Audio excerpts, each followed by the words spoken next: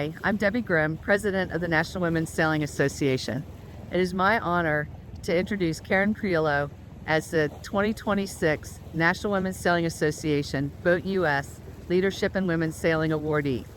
Hello, I'm Bernadette Vernon, and I was the first recipient of this Leadership in Women's Sailing Award in 1999. So as the former editorial director at Cruising World and now I'm editor of Boat US, it's been my goal to inspire women to be competent and devoted to all aspects of seamanship and sailing. So I congratulate our 2026 award recipient, Karen Prioleau, and her achievements and dedication in teaching and training have made her an important leader in women's sailing across America. Congratulations. Karen is one of the most well-respected educators that has been working with U.S. sailing programs for decades. Karen has worked on our national faculty, helping develop course materials from everything from basic keelboat through, bareboat cruising and basic cruising and Nav 1 courses and everything in between. Plus, honestly, she's an Uber volunteer.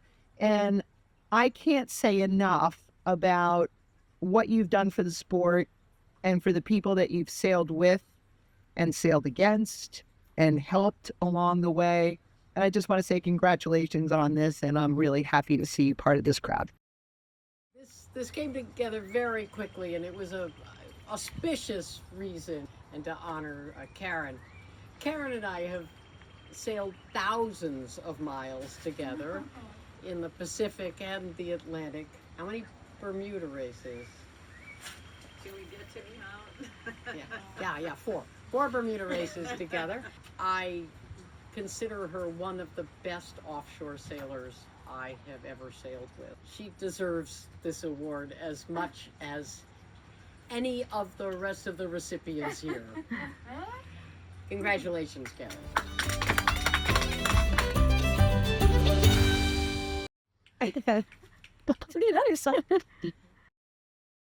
I was told that I would be asked to say a few words, and that was kind of hard for me. And so I began to think, what is it I want to say? So I said, okay, well, let's think about the things that I'm proud of or I'm happy about.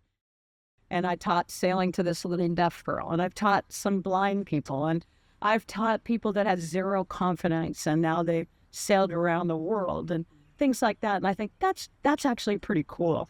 And you never stop to reflect on what you've done like that. But I want to tell you a story about the one that really sticks and it strikes home. And that is, I was practicing for a U.S. sailing instructor trainer course, and I had been behind a desk, and I really needed to sharpen my skills. So the deal was I took my son and daughter out every chance I could. Now, my son, he likes to sail, and he'd go along with anything. He was 8 at the time. My daughter was 5. And my daughter was less enthusiastic, shall we say. And it was blowing 30, and we were in a shields, and we should not probably have been out in the shields. And it was flat water, and we got knocked over. So my daughter and his son were down below the deck. They were in the cutting down there. And we got knocked over, and we took on water. And my daughter, who was 5 at the time, came flying up like a scalded cat and said, and I quote, "I don't know why you like this sport.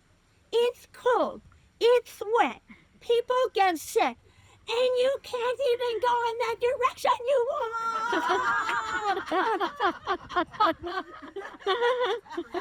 You see that, right? It's the truth. Well, over time, she too became a sailor. And she's an adventurer. She sails. She and her brother dump each other on lasers and things like that. So all of the people that I've interacted with, she was the toughest critic, but I won her over.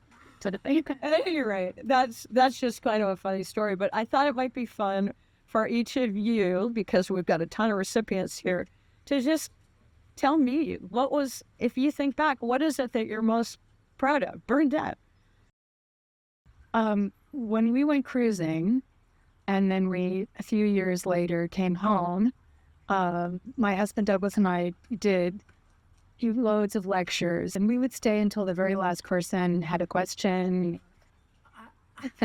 I just waited for the women to come up, and the men would come up, and they'd ask all the questions, and the women finally started coming up, and we sort of divided it up, and I'd go this way, and Douglas would go that way, and I'd have this group of women all the time talking about all their fears, and how could I do it, and aren't you afraid, and how did you learn all this stuff? And to me, I think of all the things we did, coming back and meeting people we didn't know and trying to inspire them about becoming good in their own right at sailing so they could have a good time and take their own friends out. That to me, I think, was one of the best parts of that 2-year period where we did a lot meeting new people in public, doing lectures, and it was all the women who wanted to talk and they never had anyone to talk to. And then they talked to each other. And they usually were in yacht clubs or they were in some kind of boating group. And then they kind of met each other like, yeah, I want to learn more too. And maybe we should go take some boats out together. 20 plus years I spent coaching our U.S. Paralympic sailors, and seeing people with disabilities achieve things that were extraordinary. I was invited to go out to the Wowzer clinic for women out in Arizona. And we had the day of coaching on the water, which was 0 to 3, maybe, and trying to teach the girls how to jibe a spinnaker on, I don't know what I had, J29 or something of that nature. And they just didn't get it. And I said, don't make me come up on that foredeck on crutches. Don't make me do that. And of course I did. And I got myself up there, put my back to the mast, showed them how to jibe the spinnaker like 4 or 5 times in a row. And I realized that wasn't going to be enough. So chatted with them that night, made them come down to the dock early in the morning and had them jibing the pole at the dock because I knew we were going to have to do it on the water. And I was so impressed to see the dedication and the enthusiasm. It was just so nice to see them so enthusiastic and be able to put into practice what they had learned in super short order. And we had such a fun time. I was brought up in a sailing family. I don't remember learning how to sail, but I went to a junior program, and it was about even girls and boys.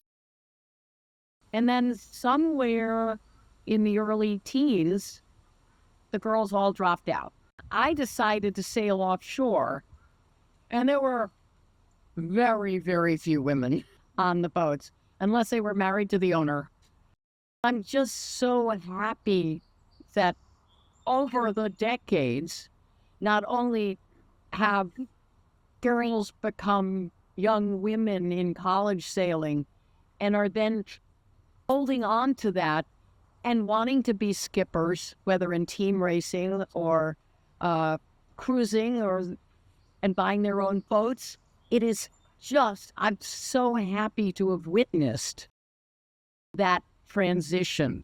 And it is because of organizations like National Women's Sailing Association that has given a lot of women that network, that community, to feel that they can do it. Tonight we celebrate not just a sailor, but a trailblazer, someone who inspired countless others to follow in her wake.